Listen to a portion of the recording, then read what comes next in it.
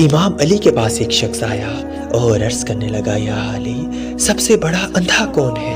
بس امام علی علیہ السلام نے فرمایا، اے شخص، یاد رکھنا اس دنیا میں اس سے بڑا اندھا اور کم عقل کوئی نہیں جو اپنے عیبوں کو نہیں دیکھتا، اپنے گناہوں کو نہیں تولتا۔ یاد رکھنا کامیاب انسان ہمیشہ اپنی خامیوں کو دور کرنے کی فکر میں رہتا ہے، دوسروں کی خوبیوں کو اپنانے کی کوشش کرتا ہے، اور ناکام انسان دوسروں کی خامیوں پر غور و فکر کرتا ہے اور اپنی خوبیوں کا ذکر کر کے اپنے آپ پہ غرور کرتا ہے، اور یہی چیز اسے لے ڈوبتی ہے۔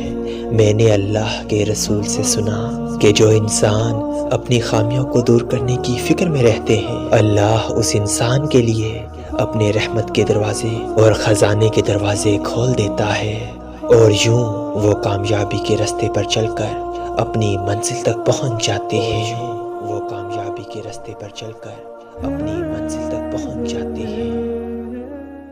اللہ کے ولی حضرت شاہ شمس تبریز نے فرمایا کہ جس کسی پر بھی بندش ہو، مصیبتیں ہوں، پریشانیاں ہوں، تو اسے چاہیے کہ وہ ہر جمعرات کے دن اس قول کی دھنی اپنے گھر میں دیں۔ ایسا کرنے سے گھر میں جتنی بھی نجس طاقتیں ہیں اللہ کے کرم سے ختم ہو جائیں گی، مصیبتیں دور ہو جائیں گی، اور گھر کے گرد ایک اثار قائم ہو جائے گا جو گھر میں نجس طاقتیں آنے سے روکے گا۔ اللہ پاک آپ سب کو سلامت رکھے۔